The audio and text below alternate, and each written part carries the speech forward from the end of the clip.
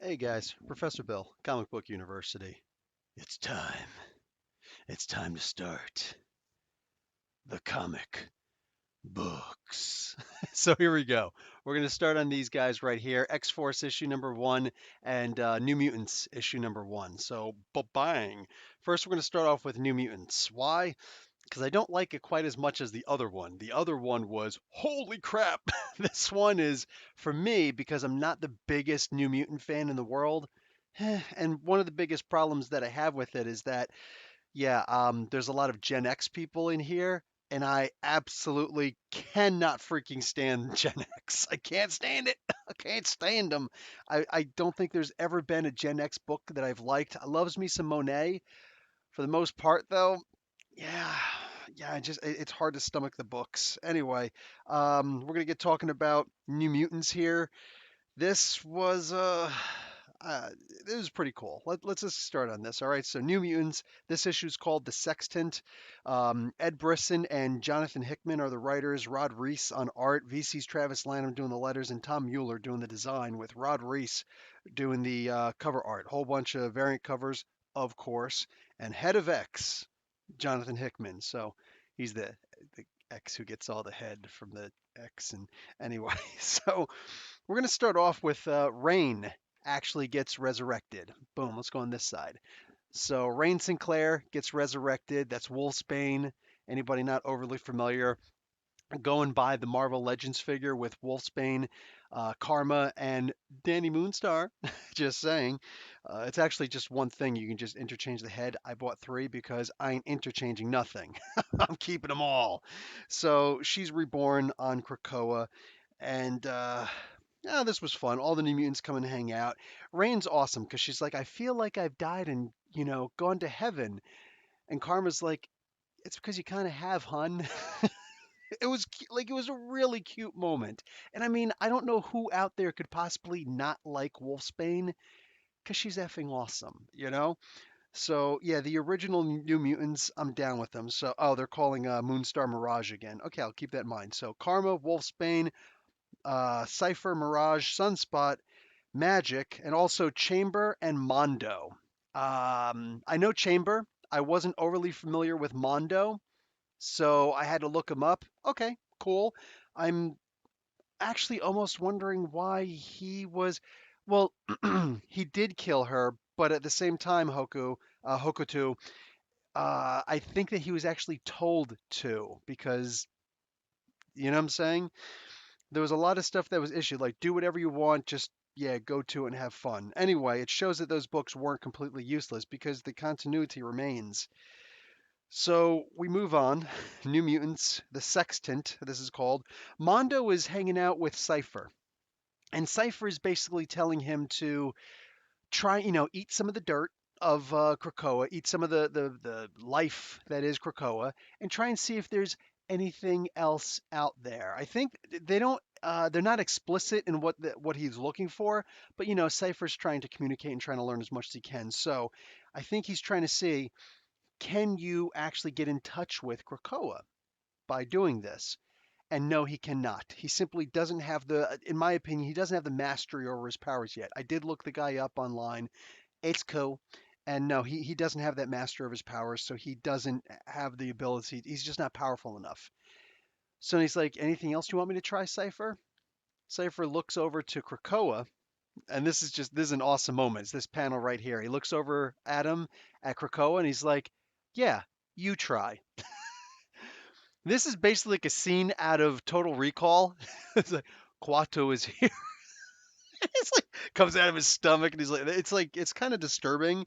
Almost looks like some man, or excuse me, some Swamp Thing stuff going on. Like it's freaky looking. But basically, I think this is just to show that this can happen, so that later on we can return to this at some point. I get the feeling this is going to come back. This is going to be called back to pretty soon because these guys get themselves into a lot of trouble. So Krakoa is able to talk through Mondo.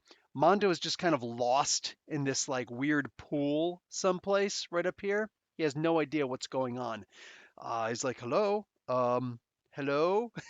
and Krakoa is able to communicate with in his language. Like they actually have the marks on there saying that it's being translated from another language. It doesn't implicitly say that it's Krakoan, but I mean clearly.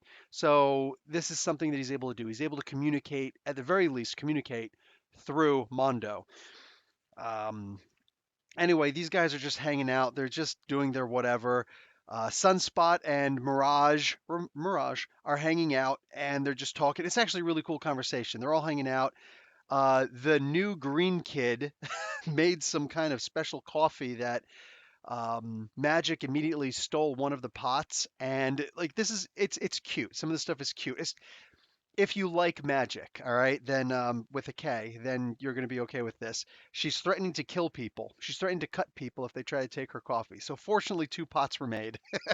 So, like it's all the characters just being played the way that they were meant to be played. It's pretty cool, man. So these guys are just chilling out. And oh, at one point they start talking about Sam. Oh, Sam's out with his family in Shi'ar space. You know what I'm saying? Can't really do much, but we miss him. So what do the New Mutants do? They decide to go out and visit Sam. Uh, for the most part, this is a dumb idea, but there's also a New Mutants comic book, so it's perfect. They decide to go out and surprise him, and I guess bring some of this coffee with them, you know? Go out and surprise him and hang out with him. And how do they do this? They're going to hitch a ride with the Starjammers, but they're pulling double duty. And this is where it gets very inventive. You know, there's these little plants that you can plant someplace, and all of a sudden you're able to travel through there with Krakoa's permission. You know, as long as your name isn't Kitty Pride. Yeah, dude. So they decide to bring one of these plants with them. Now, there's already one of the plants on Corsair's ship, the Starjammer's ship. All right, and it's functioning with the rest of everything. But as soon as they bring another plant, another one of these plants there, with one of these active gates, they start talking to each other, and the language is so complicated it actually starts killing all the other plant life around there. Now, Ch'ad, he's freaking out because from his home planet, there's these fruits that he's been growing that only bloom and they only bear fruit once every decade, once every 10 years. And they're just about to bear fruit and they start dying. So he's like, I'm letting you guys know I'm really pissed and I'm getting ready to whoop somebody's ass if y'all don't get that damn plant off my ship out of the airlock. Or I'm just going to throw you guys out the airlock and the plant with it. Now, this is Chad talking, so yeah, they're probably going to be doing this. Let's see, what's if I start talking about what yet? Did I talk about absolute yet? What's absolute? I don't know what absolute is. Give me a heads up on what that is. I'm just talking about these two books. So they so he they actually use a pretty clever way to hide it. He opens up his stomach and I don't know if he's necessarily ingesting the plant. I don't think so, but he's bonding with the plant for now. So the plant's inside there. It doesn't affect everything else. Chad's okay with it. He's like, okay, cool. Oh, oh, Absolute Carnage. No, I'm not going to talk about Absolute Carnage. No, I'm just talking about these two books. So anyway, these guys, the guys, they're just kind of all hanging out. Magic gets into a fight with Raza. Their skill is pretty cool. At the same time, it's magic. It's magic we're dealing with. Raza would typically beat the crap out of magic. Let's just call a spade, okay? She's amazing, but she relies too much on her power, not enough on her skill. Go back and look at last week's Marvel Zombies Resurrection to get a good idea of that. She's extremely ridiculously powerful, so she doesn't rely so much on her skill because she doesn't have as much skill. She's skilled, but not as skilled as, like, let's say, a Raza. Plus, his sword isn't as strong. So he's winning this fight. I mean, he's clearly winning this fight. And she winds up getting pissed off, cuts through his sword. What do you call it? Cuts his robot arm off. It's like, I'm going to kill you if you don't apologize right now because he punched her in the nose and cut off some of her hair. He jacked her up, you know? So, okay, we get it. We get it. Um, Roberto and Corsair had a bet going on for some what do you call it? Some bourbon, some kind of space bourbon. I thought that was kind of interesting. Anyway, so these guys go at it, and there's a lot of humor in this. Look, The New Mutants is clearly going to be the funny book amongst these Dawn of X books. They actually have this thing in here. Hold on, let me. Oh, psh. Um, they got this wanted poster in here, and they've got 2.5 billion space credits for Corsair, and so on and so forth.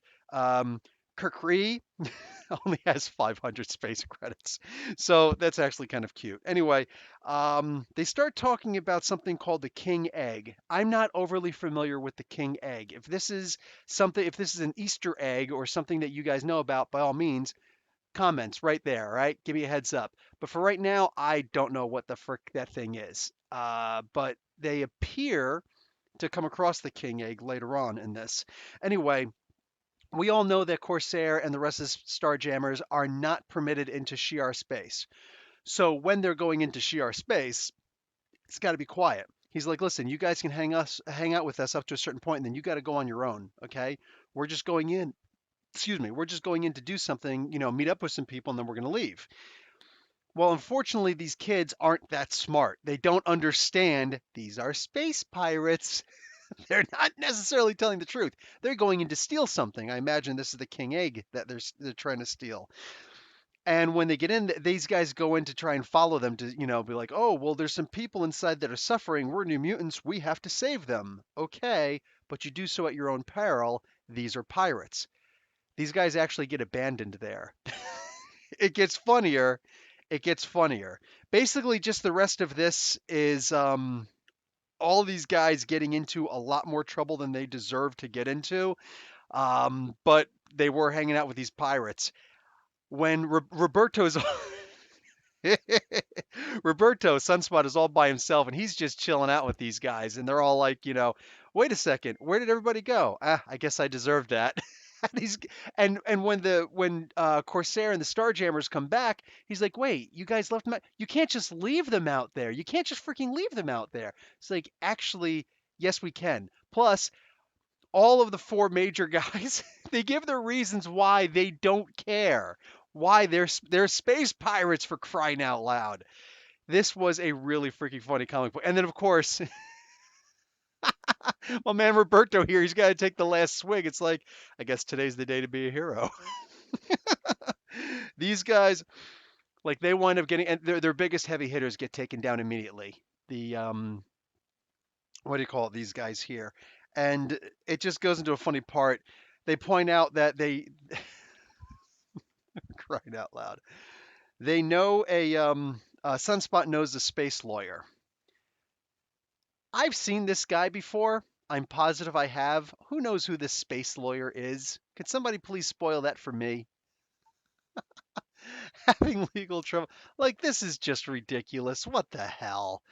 So anyway, yeah, the space egg, I guess that's the king egg. It's the MacGuffin of the week. Cool. We down, we down. Let's check all that stuff out. This was fun. Something else that I noticed as you guys are hopefully telling me about the yes, a much bigger much bigger bounty. Anyway, you guys give me an idea of what you think on this because I have to be honest, I am, well, at least considered nowadays, white. Us Italians are considered white nowadays. So I got to be honest when I say I never noticed this. I've had people tell me that Roberto Sunspot, I already know from like the original New Mutants comic book, New Mutants graphic novel, Marvel graphic novel #1, that he's black Brazilian, and he was always drawn very dark. But as time went on, his nose got whiter, his skin got whiter, and pretty soon it's like psh, they might as well draw him with straight hair, right? Well, they've definitely made him darker, but now I look at his nose. Some of the earlier panels had him with a bigger nose. For anybody who cares about this, and I 100% understand why a lot of people would care about this, it matters. Representation matters. How many other black Brazilians are there in comic books, right? So I see a bunch of the other pictures of him, and they actually show him with a bigger nose. so it looks more appropriate if you guys can see that. So if you care, yes, he's black Afro Latino. So like that picture, it looks like he does indeed have um, more appropriate, more culturally, ethnically appropriate features. Here, not the case. Still dark, still looks like he's black, except for the nose, very Caucasian. Yeah, so I know that bothers a bunch of people. I know that's something a lot of people pay attention to, so I'm simply pointing that out. Next, we're about to get to. Anyway, that was a good book, but there were some characters in there I'm just not overly familiar with, namely Mondo, who seems to be a major focus point there. X Force. Holy crap. Y'all about to go. Whoa! This is a crazy good book. So, we're going to start off with some kind of a secret organization of non mutants who need some kind of a purity test of sorts because they're having a secret meeting and they're going to be discussing, oh, look, the island nation of Krakoa has emerged. They've put out trade deals and they're trying to, become legitimate. They're trying to legitimize themselves. They're trying to this, that, and the other thing. Well, we've got to handle this mutant threat because if these guys are sent, we got to do something here. So what happens? What happens? These guys decide to start up. Now, I don't remember ever seeing this guy before.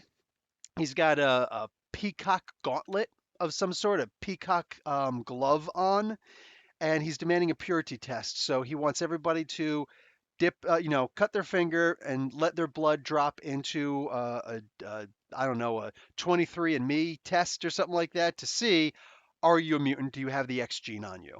So anyway, these guys all do that except for one character. They're all masks. They're all masked. It looks like something out of like Court of Owls or Eyes Wide Shut.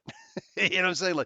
Like Tom Cruise is in there somewhere. Well, the Tom Cruise actually happens to be in this particular case Domino, and she gets herself caught. Yeah, just overbearing. These guys are just jacked up. They take her out. So they don't kill her. It doesn't look like they capture her alive. She's gone for a couple of weeks, and the X-Men don't know what to do about that. We're going to get on to the rest. The main characters that they're featuring here are Beast Wolverine, Black Tom Cassidy, major role for him. Kitty Pryde shows up. The Marauders are in here briefly. There's almost a continuation of the Marauders story in this. So if you really liked Marauders, get this issue also. Jean Grey is in this. Sage is in this. Professor X, Domino obviously, and Healer, who we never get to see. So yay. They didn't mention somebody else who's in here, but he's unconscious the entire time. Anyway, let's get on to the writer is Benjamin Percy. Joshua Cassara is the artist. Dean White does the colors. VC's Joe Caramagna on letters. Tom Mueller doing the design. Dustin Weaver on cover art. Of course, this is an issue number 1, so whole bunch of variant cover artists. And head of X is Jonathan Hickman again. This is X-Force issue number 1, Hunting Ground. Really quick, Benjamin Percy.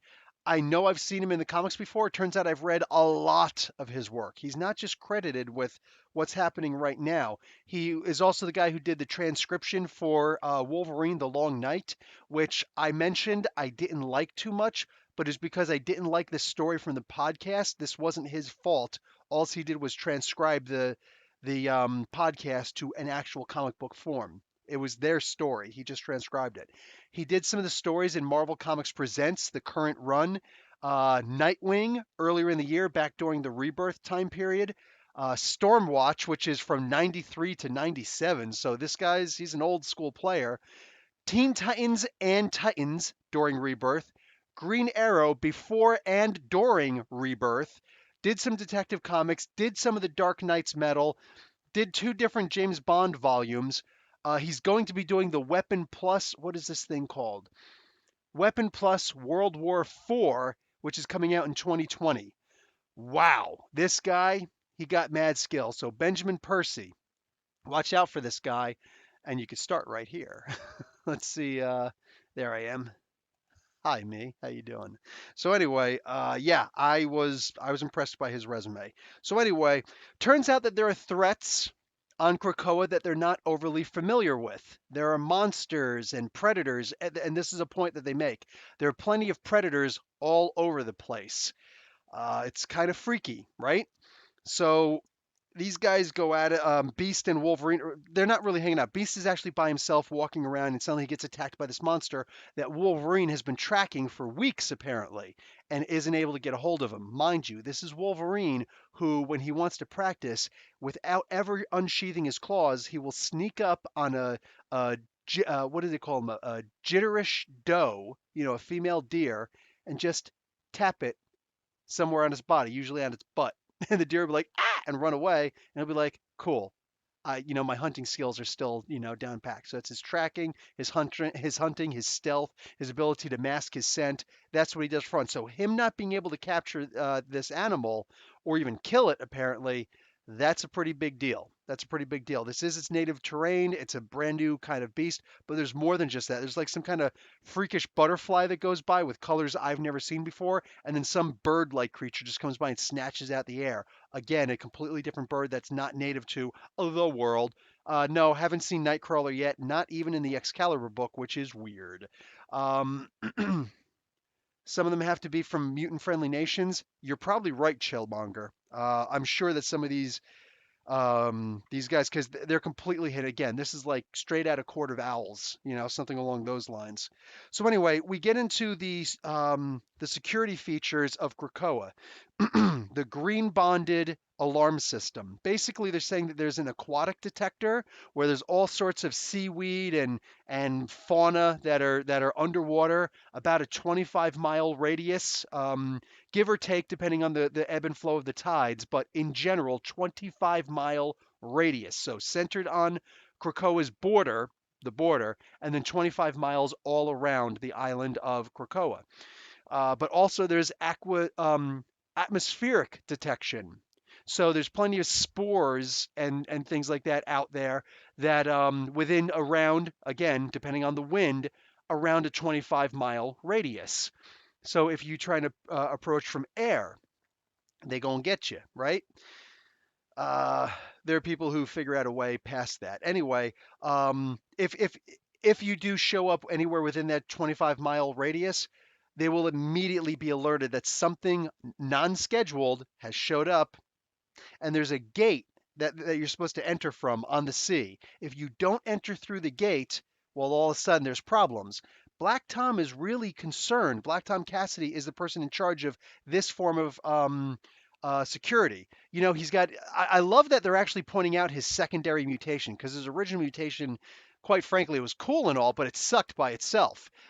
Just being able to channel a blast, a heat blast of some sort, shock blast through his shillelagh. So they actually have his plant powers still in existence. So that's cool. I dig on that. Anyway, he's tapped into the rest of Krakoa, and anything that happens, he's the one who it actually comes to him, and then he goes and reports, hey.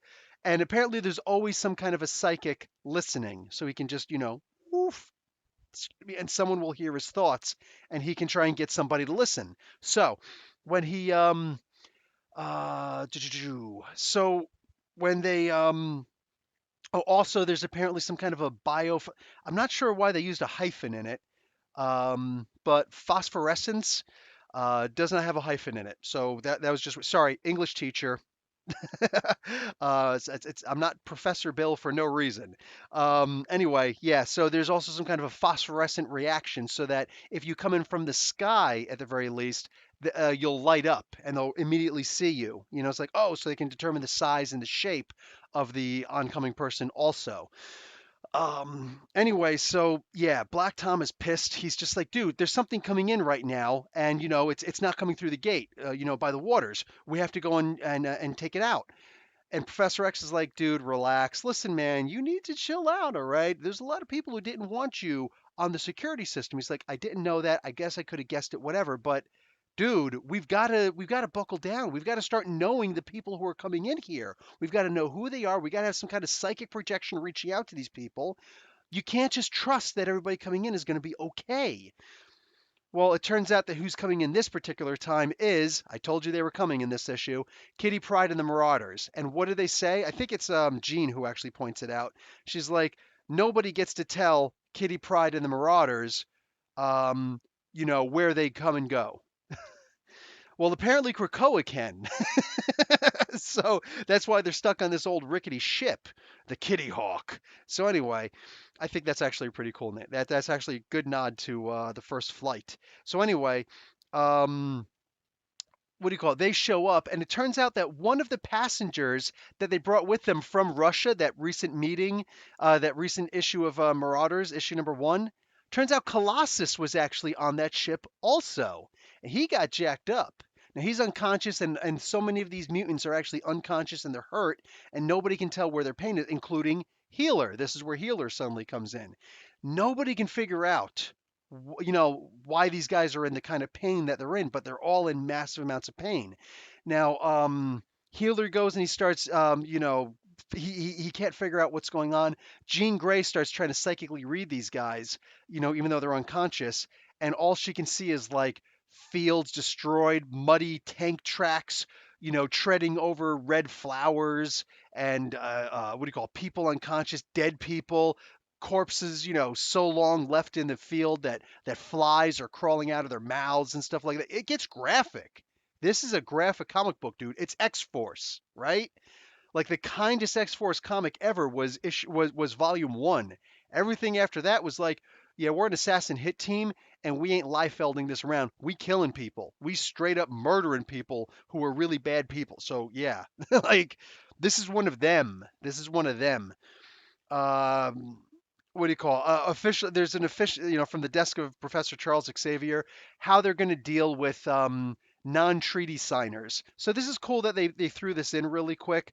The way they're going to deal with the people who, or the nations who don't actually sign a treaty with them, depends on who they are. As long as these people are in good faith, they will always be considered people who are potentially going to sign the contract at some point in the future.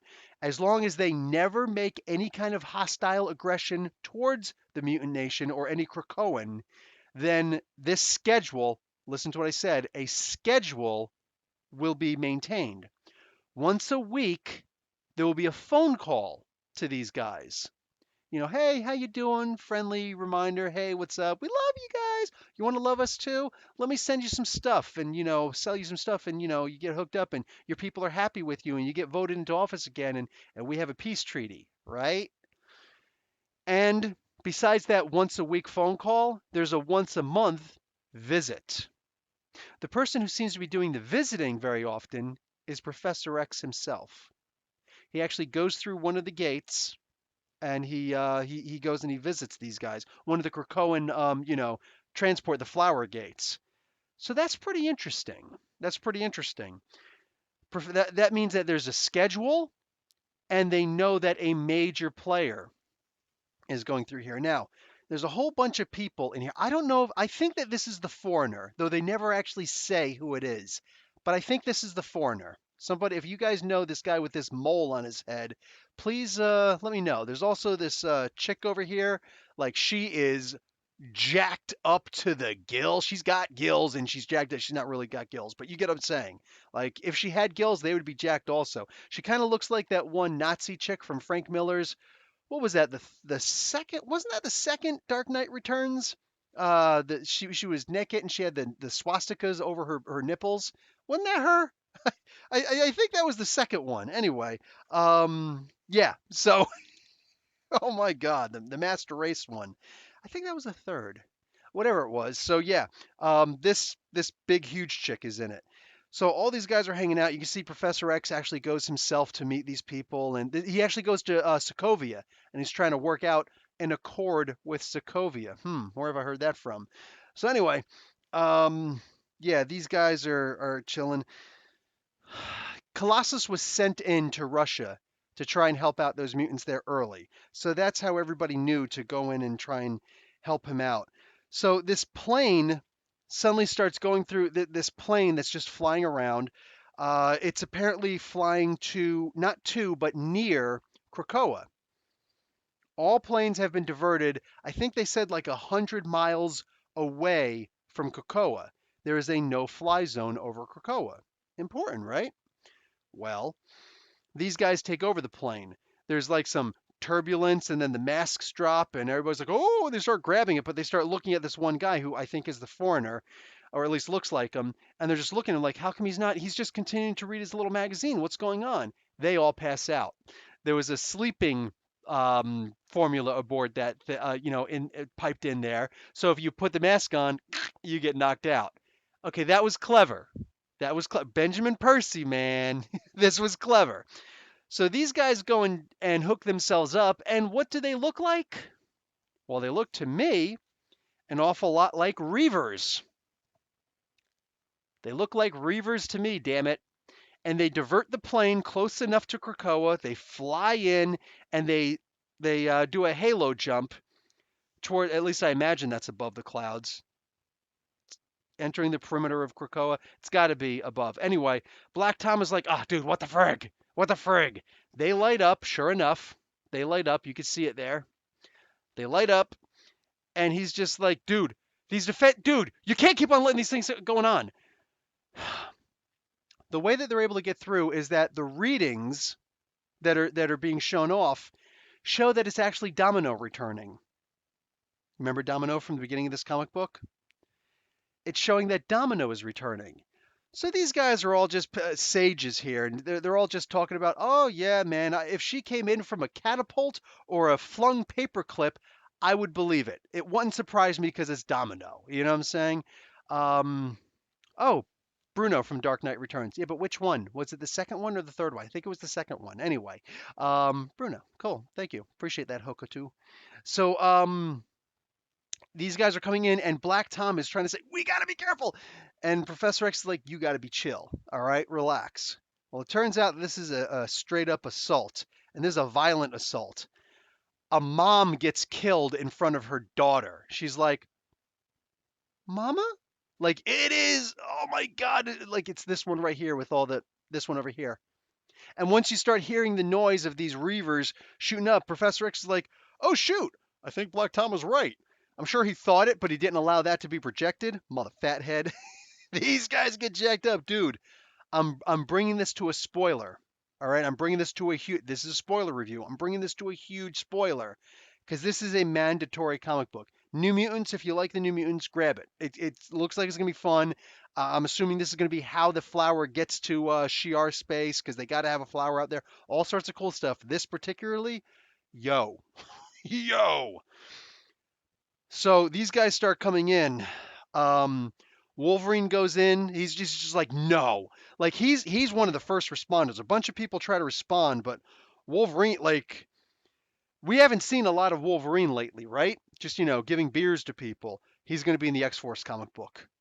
Oh man, and this is the Wolverine that I have grown to know and love and desperately desire. You know what I'm saying? Like I need to see this version of Wolverine who's just he will kill. When humans or whoever is attacking, you're allowed to kill whoever, all right, but just in general, yeah. So anyway, um these guys are going after Wolverine actually winds up getting jacked up at some point. Guess who comes in to save him? Beast. Beast flies in and kills this Reaver dude. He just takes his ass out. He's got blood all over his claws. I'm afraid it's just as you said, my friend. There are indeed always predators. I love the callback. Oh my God, I love the callback here. So everybody starts realizing where the target actually is. They're coming after Professor X. So Professor X tries to run. Black Tom's like, just go! He's the one who's closest to it. Just go! He's trying to hold them off. Wolverine, Beast, Marvel Girl, everybody's trying to hold off these guys, and they're all like, "Dude, this is we let our defenses down." The person who made the most sense here is Black Tom. We let our defenses down. We got too comfortable. Wolverine said in the beginning of this comic book, "We've got to stay active because this comfort, that's what breeds softness." I'm like, "Damn, Wolvie's a prepper. Look at how much beer he got. He's a prepper, all right?" Anyway, holy crap, dude.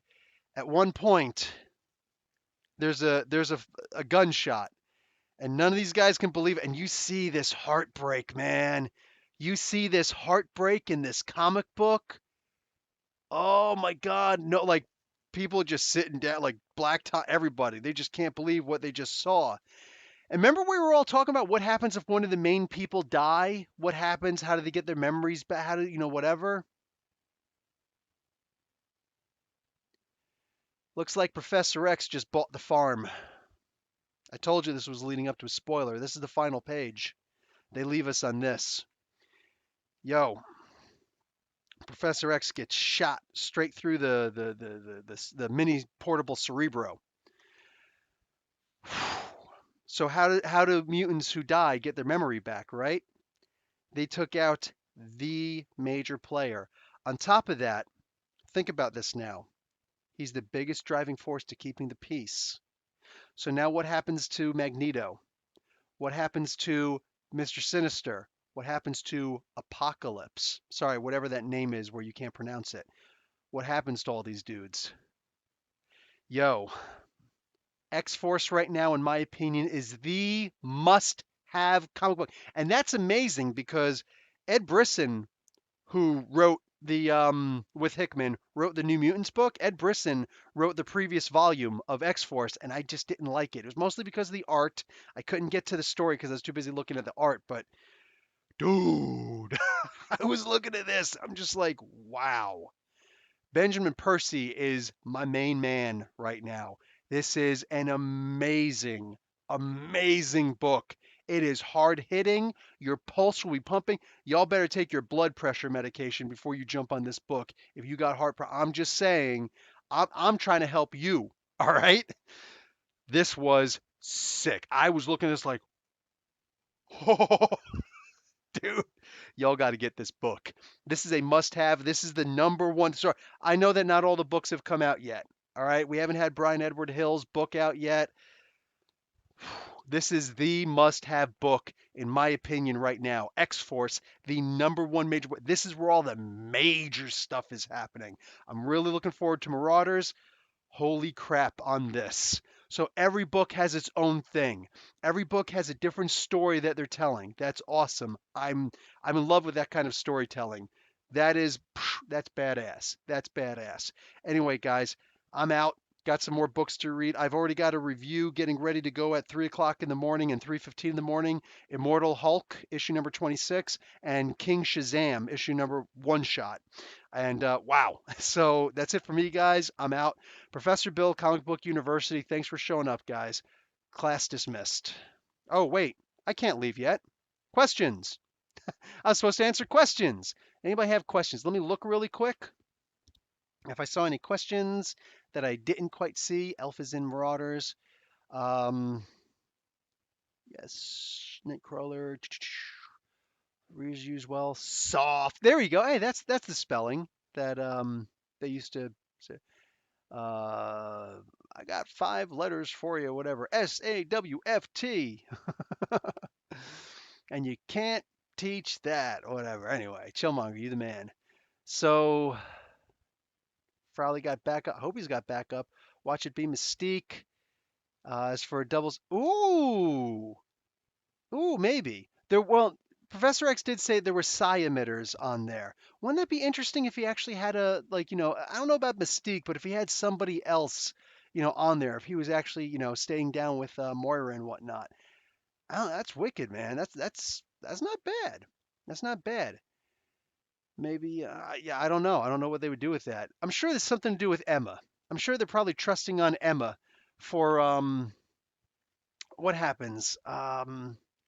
Like if like what if he kept on what if Professor X kept on reporting to Moira, kept on having conversations with her, everything, blah blah blah blah blah. There was some kind of a backup, for Professor X that he backed up on his own, and then Emma would take his place for doing something like that. And any most recent thoughts Emma would, or what's her name, Moira would actually hold in her head. Like maybe there's something like that. I don't know, but wow, wow. I hope they got it back. At the end of the day, whether Professor X can be brought back or not, we got to hope that this Cerebro portable can be brought back. It's like, wow, man. Um, yeah, we got into an argument with your girlfriend. Oh, sorry, sorry. Women will do that to you. I should keep down. My wife is here. She'll be pissed off. What'd you say? Nah, she's cool. Elephant in the room, Sahib. What's up? Sorry, I live in New York and our mayor has made it nice for criminals. We get ready for a crime wave that makes Chicago look like a Boy Scout cookout. Really? I don't know. I'm from Jersey and I don't. I don't know. I haven't really seen all that stuff lately. Um, yeah, I'm worried right now about the water crisis that's happening in Canada right now. Turns out that a lot of our water is actually worse than Flint's. I myself am something of a prepper, and I already had anti-lead, what do you call it? Filter on my main sink. So I'm good. I'm good. And I've got reverse osmosis water in backup for about a week. So I'm good. Thanks, Professor. Getting these titles. Yeah. Yeah. Like I said, especially this X Force. This is a deep one. This is a deep one. Xavier backs himself up too. I hope so. Yeah, I saw that cover. That's why I thought that too. Mm. um, Come on now, we don't have to be calling people racist and whatnot. Um, what do you call it? I'm from Bosnia. Oh, hey, what's going on? Yeah, I visited Bosnia, Herzegovina, mostly Serbia because gotta take care of business. Okay, yeah, I guess that's it. Sacrificial clone of Professor X. It might be. I hope that's the case because, yeah, otherwise we're starting off early where they're already in a lot of trouble. But at the end of the day, this is honestly what I look at as a former military man. The best laid plans are always written on toilet paper. Like, think about it. You know what I'm saying? You can have these great plans, and then anything happens and you realize no, these plans are useless. You know what I'm saying? You want to really test the plans and see how horrible your plans are. Put them in the field. Actually get real bodies on the ground, boots on the ground, and put them in a training exercise and see how the plan can fall apart. You know what I'm saying? That's the most important aspect of understanding what a plan is. So these guys had this big plan. They were celebrating, yay! And then all of a sudden, Professor X gets shot through the skull. Damn. How's your plan working now? What did Mike Tyson say? Everybody's got a plan until they get punched in the face. And it's true. It's true. Like it's so true. You think about like anybody who's ever been in or actually, mostly it's anybody who's never actually been in a real fight before, like playground fight. Yeah, you know, what I'm saying everybody likes to think, oh yeah, this guy starts some trash. I'm gonna knock you in the freaking mouth, man. Everybody likes to think you could punch somebody once and knock them unconscious. Good luck with that. That almost never happens. I've never been able to do that. You know what I'm saying? And just, dude, like, wow. So these guys, they all had this tremendous plan going on. Turns out that other people had a plan too, and they kept their secret. They didn't open it up to the world like all that. So I don't know what happened to Domino. I don't know how they were able to use her essence like this. I don't know how they had these psychic. They just have some psychic shields, and we've seen that these guys have psychic shields before. But they were able to sneak in. People are gonna have to start listening to Black Tom at this point. This is where all of a sudden the criminals start running the hen house. You know what I'm saying?